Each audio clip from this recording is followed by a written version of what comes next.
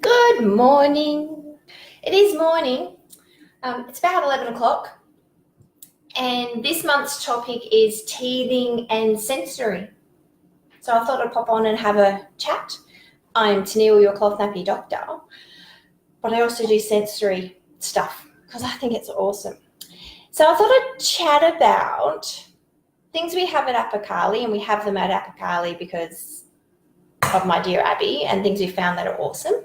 And I'll talk about teething and some things we do for Abbey's sensory needs as well. So if you've got a little bub who's currently teething, okay, and is upset and isn't happy and you can't settle them, I'm going to share a couple of the things we did and we currently do with Abbey, or the boys with their molars coming through. Also going to talk about some sensory seeking and some baby toys. So my Abbey's 9 months old developmentally, even though she's 13 years old. So I'm still in sort of like the baby stage as you guys. And I thought I'd share some of the things we use for Abigail with her sensory learning. Because sensory is all about learning and curiosity in your space. So you might have a little one who's always chewing. You might have a little one who's not really, whatever. Thought I'd just show some things. So I'll just put a disclaimer up that this is just general information.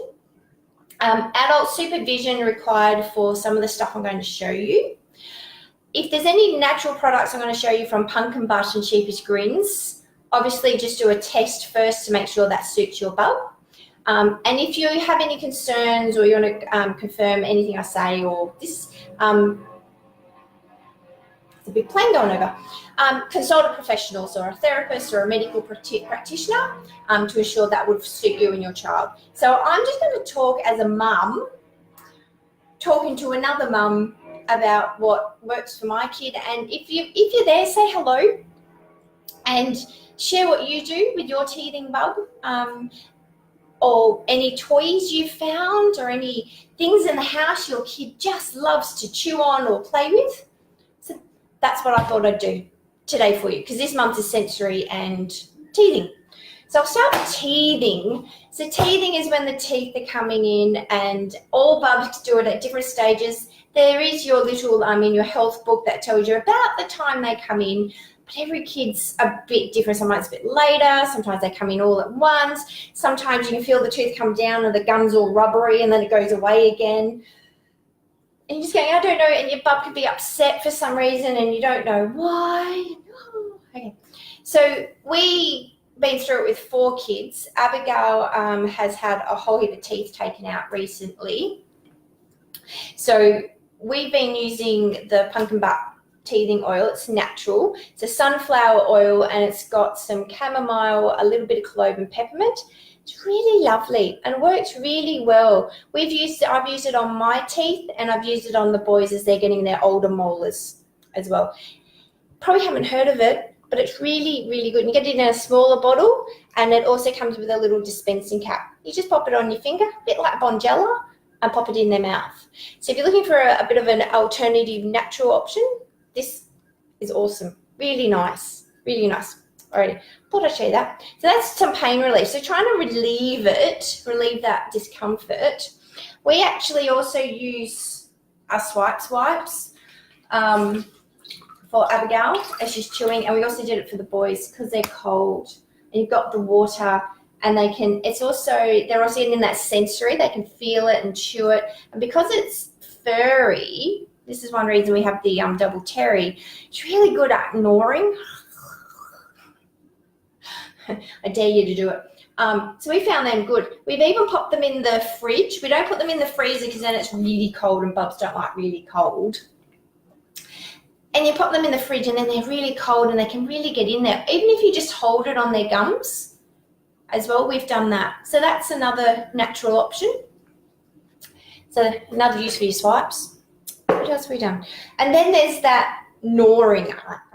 They want to crunch, chew. All right. So we have found the wet cloths, and those wet cloths are also great for summer. Absolutely. Just put it on their belly or their back and just cool down, and around their neck. They tend to cool down a bit, and then the teething can sometimes become a bit more bearable. Obviously, there's your Panadol and Nurofen. If you like those, we used them when they were just so couldn't settle, which was just, you just feel for them. But the gnawing as that tooth comes in, chew, chew, chew, chew, chew, chew. There are so many things now, so many options. The idea is to get something that can take the chewing. We do find a cloth works quite well. You can get holes in it. Once you start seeing holes, chuck it out. Okay, put it in the rag pile, burn it, compost it, all those options. There's that. There are toys that you can get that are for teething. We've always loved jelly stone products because they're usually bright, they're big, and you can hold them, is what we've really loved. You can hold them.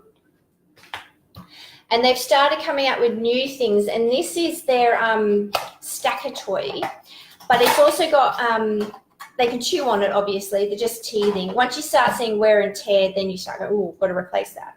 But they started making silicone items that are also learning, which I've loved. So this comes apart. So they can chew on that. Right? But it comes apart. So there's colours. And because it's not overly colourful, so if you look at a lot of Bubs toys, it's so colourful, even I tend to go, oh my gosh. Okay, it's not overly colourful. It's colours of the rainbow, so it's nice on the eyes, okay? And they're all different textures as well. So this has a different texture. So you might find when you're using this, Bub will go for a particular texture. And they've all got different bumps. So even when they're gross motor, this bit, their fingers, because a lot of kids who start like prep or year one, they haven't quite got their fine motor. So your fingers being able to, and teachers actually get them to use hole punches to start getting the muscles in their fingers. It's also a lot of fine motor, so putting it together, pulling it apart. I think this is ingenious. It's just fabulous. And it feels lovely too. See, I can even do it. There you go. So they're great. So you can chew on them as well. Once you start seeing wear and tear, obviously. Okay, but you can pull it apart and use them. So they're great. And they come in a real rainbow and also that pastel. For older chewers or sensory seekers, so kids who are a bit older and need to chew, they also do their range of necklaces. And they're really great. My Nathan would wear the robot, and he still does. You can get some, they've got pencil toppers now. So if you've got a bub, my Nate's a sensory seeker, so he needs to chew to think. Okay. He would take a necklace to school, make sure it's done up because he was older. That's what I want to show you. So you take this, but the band on it. So if you're going to use this for a younger person, the band comes undone really easily. So if they yank it. But Nate was older, he understood, okay, so we actually made it so it couldn't sort of come undone.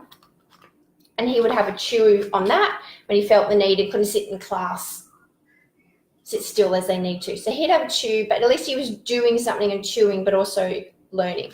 So we just love there's this range of things. They've got their mama jewelry as well and their bracelets. Their bracelets are bumpy and lovely, so Bub can have a chomp on those. And the necklaces also have that quick pull if Bub pulls on it.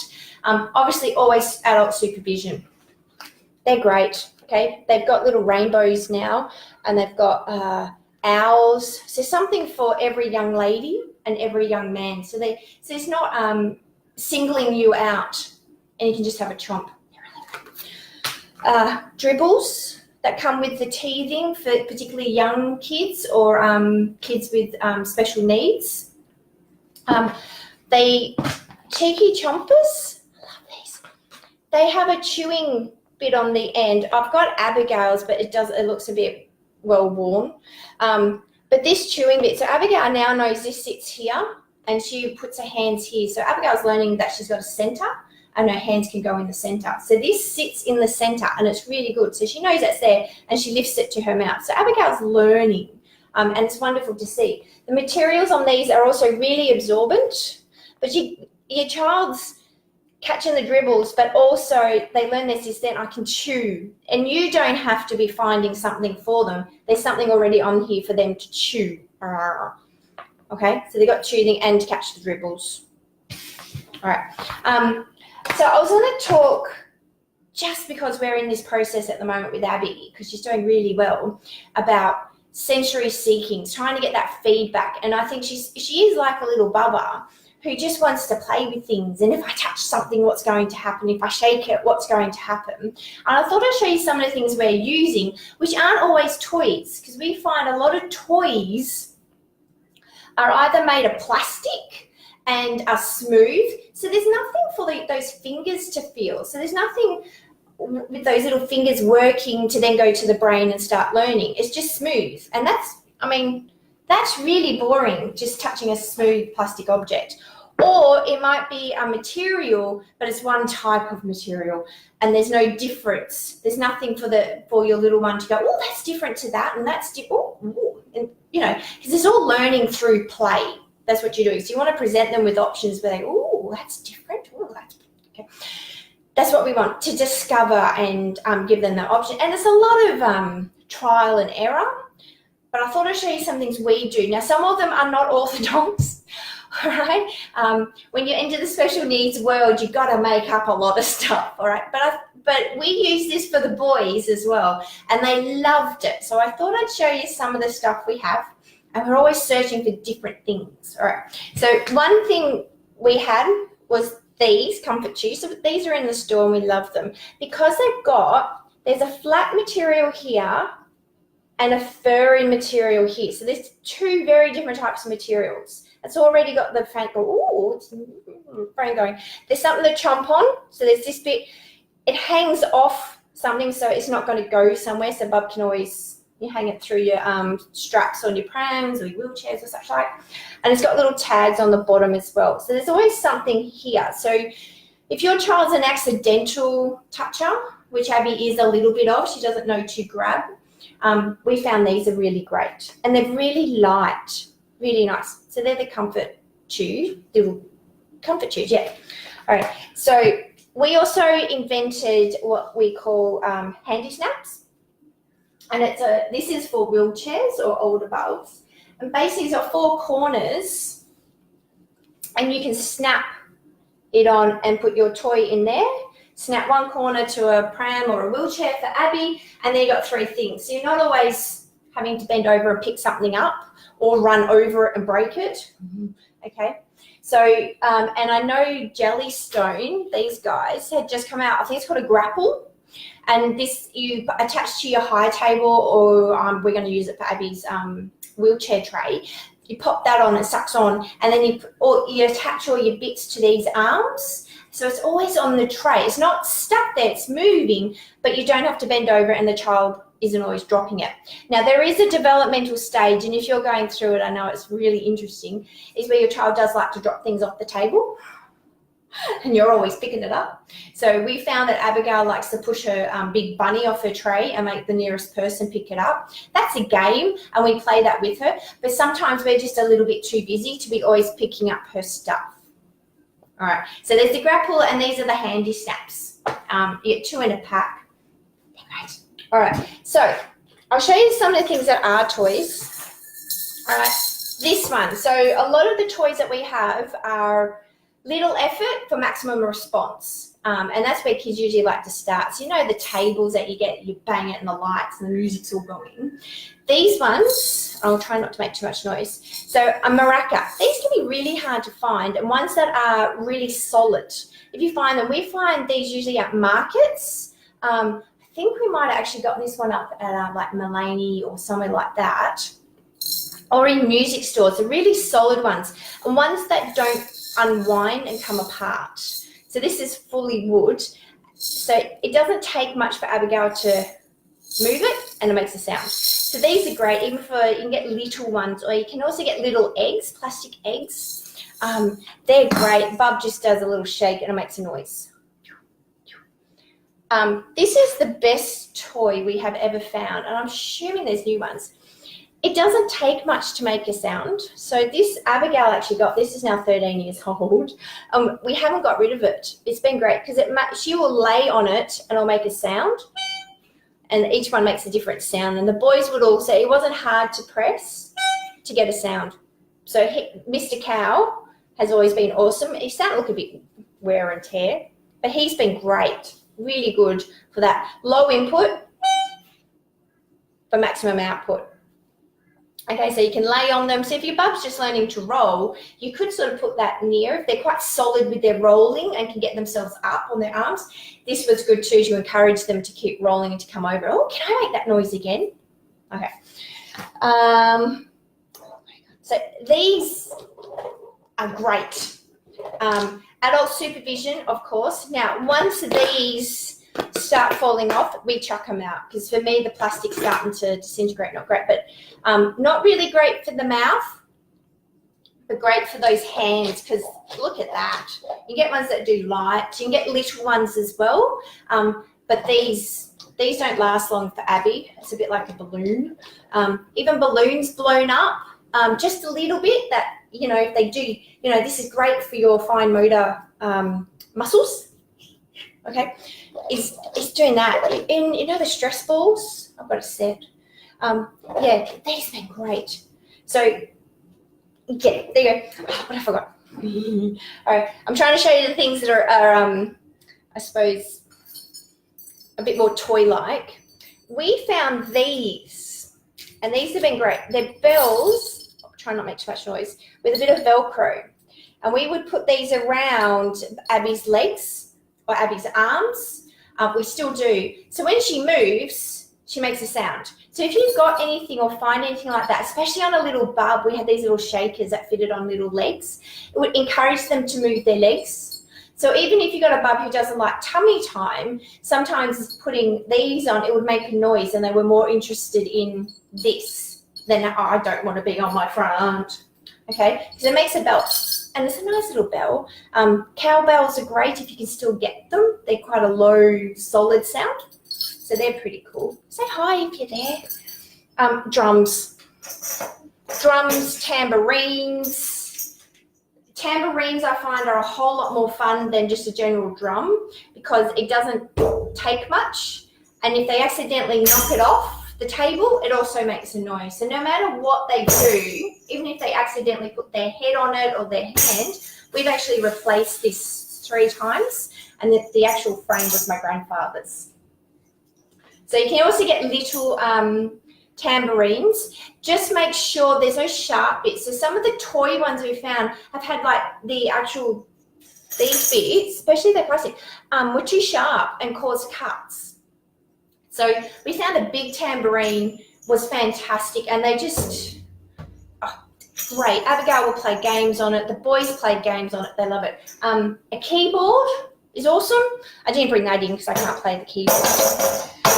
Alrighty, I'm going to do some unconventional things now. So I'm just going to say adult supervision is required.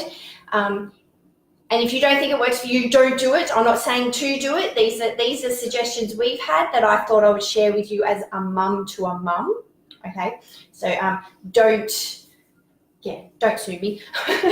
Alrighty, so these sort of things, these are usually like a therapy toy, so not a toy you'd find in the shops. The idea is all these fall through, and it makes a noise. So all I have to do is bend it over and it makes a noise. Fabulous. Really, these have been great. So anything like this, you can get rain sticks at a lot of the Aboriginal stores, or what are they called? The tourism stores, the big long rain sticks. My grandparents bought Abigail an actual one made by an Aboriginal community. It's awesome. You just hold it and turn it, and it goes for like 10 seconds. It's really good. Yes, Rainmaker, Josephine. Hello. Yeah, Rainmaker. That's it. They're great. Really good. So sometimes look outside the box. Sometimes your toy section in the store, pathetic. Sometimes you just find the weirdest stuff. So, noise. Now, this one is good for the mums. And I absolutely love making this one. Please be aware you must wash them and you must watch your child. All right. Now, this was given to us when Abigail went to a school. It is a goon bag. Okay. What you do is you empty it first, and that's your job, mum, or dad, or grandma, or whoever, is to empty the cast wine, okay, and then what you do is you can fill it with water. It takes a little bit of effort to get it in that hole. Wash it out, get rid of that smell, make sure it's clean. My family had a lot of fun collecting these for us. All right, and then you blow it up, and you can blow it up a lot so it becomes like a bit of a balloon, or let some air out, which is what we do, so that, and it crinkles. So little input for lots of output. I don't have to do much. And you can make it as you want. Don't make it too, because if they bang, it will pop, and you don't want that. All right, so these have been great. We'd hang these off, I know it doesn't sound right, you know, the baby activity gyms would hang these off. Okay, and the boys would hit them with their feet and it would make a noise. So there you go. So I give you permission to go out and get the goon bags. All right, these are great. One we found recently, and sometimes someone finds something, and my Danny found this. This is a banana that was in Kmart. Now, it's not designed as a baby teething toy, please beware. But it is really soft, and it helping our Abigail with that fine motor, so like pressing, and it can change shape. The other thing it can do is it can stretch. All right, and it's just got some fine sand in it. So she's already ruined one, so we just watch her very closely because the openings are at the top and the bottom. And we just watch her very closely. And once we see any sort of wear and tear, it's gone, it's in the bin. So we've been trying to get a bunch of bananas, and we're still working on it, but she's going through them. But this has been great because she'll also chomp, because it feels good to chomp on it, and she's not too rough. So if you've got a really, really, really rough chewer, watch really carefully. Maybe they'll go through it a little bit quickly. But these bananas have been great. I will say out in public, it can be a little bit, you know what, because it is a banana. Okay, so we tend to use these at home for our young lady, but they've been great, and she's doing all the sensory stuff she should do. I've got one left, and it's really noisy. It's the I'm just going to go, it's down here to make sure I didn't mess with it. It's the emergency blankets or space blankets that you can get usually in the army disposal stores. They're usually $3 to $5 each. So it's going to be a bit noisy, so please. So this is Abigail's current one. They're in a really small packet, and they fold out. Now this has been well loved, and they do tear after being well loved for so long, but it's that minimum input for maximum output. So minimum effort for maximum output. So all you have to do is just, that's it. And you get a noise and a crinkle. I'll put it down because it can be really noisy. But we use them for the boys and for Abigail. They would sit on them and lay on them and crunch them, and they'd all be together doing it. Adult supervision, of course. There you go. So I hope I've shared as mum some ideas we've had. I'd love for you to put yours down the bottom as you've listened to what I've got. Oh, one last thing. Sorry, I've got it all here. And I'll share as I go, because it applies to young bubs. So even though my girl's 13, she's developmentally 9 months, but I'm having a ball with this stuff. I get to do Babyland a whole lot longer. We put together this tray. So if your bub is at that picking up, putting in things, this is awesome. So what we've done is, this is Abigail. So she has this on her tray. It's attached with, that was fun done. I'll see if I can do it this time. With elastic. Okay, and it's in a tray. So she's learning in and out. And your bubs will do this. So there's another one, little one we found. Okay, so in and out. And it's not going to fall off. And then it's in a little plastic basket. We've had to raid the Apikali picking baskets. And this we tie onto her tray.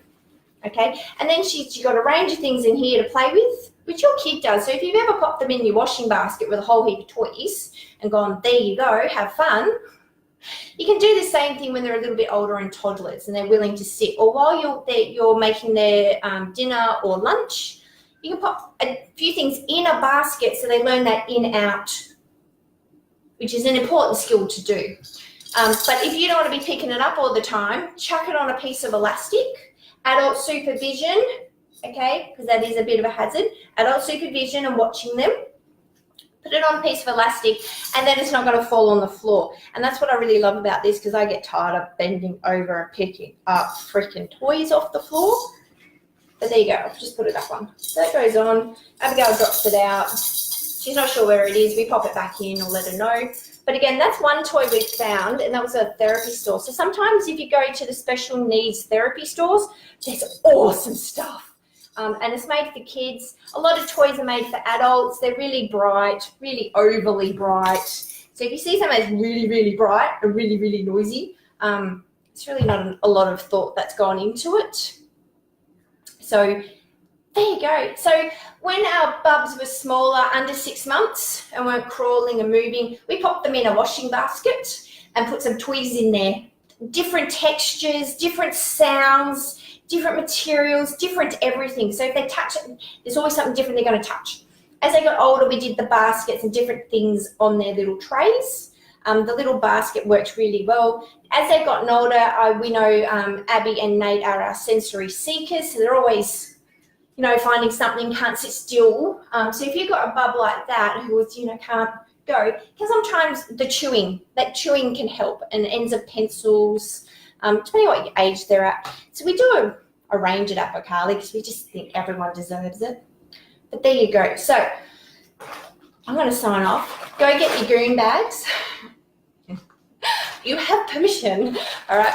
But these are awesome. They do make a lot of noise, and it's always a really great chat when your friends come over while your child's playing with one of the goon bags. Alrighty. Have a wonderful, wonderful Thursday, guys. I'm off. If you've got any questions, I'm happy to share as a mum to mum.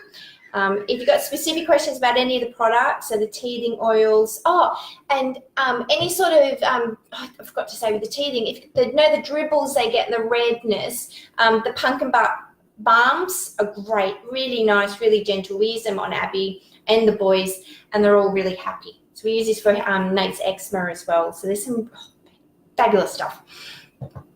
Alrighty, if you've got any questions or if you've got some ideas, pop them up. Even put them up as a brand new post in the group saying, this is what I do to keep my kid entertained when I need to. Or my kid's really sensory seeking, this is what I found. So I'd love you to share anything you have found in the group. Any interesting toys that you go, that's a whole lot better, because I think a lot of parents go down the toy aisles and go, even I'm bored. I don't want anything, I'm bored. Okay, so share anything you might have made or done. Would love it as new posts in the group so we can all share and learn from each other. Because this can be a struggle time. I'll pop a couple of posts up to remind you. But yeah, go for it. Alrighty, so that's how Ask Me Anything for November, sensory and teething. There's some great ideas there. Things we've done with our 4 boys have been great.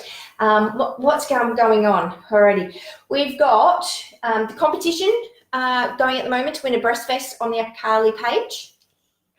So summer comes, you can be nice and relaxed breastfeeding mamas. End of November. So end of November is Black Friday in the US, which is their big, like our Boxing Day. Hint, hint. Okay, it's end of November. Hint, hint.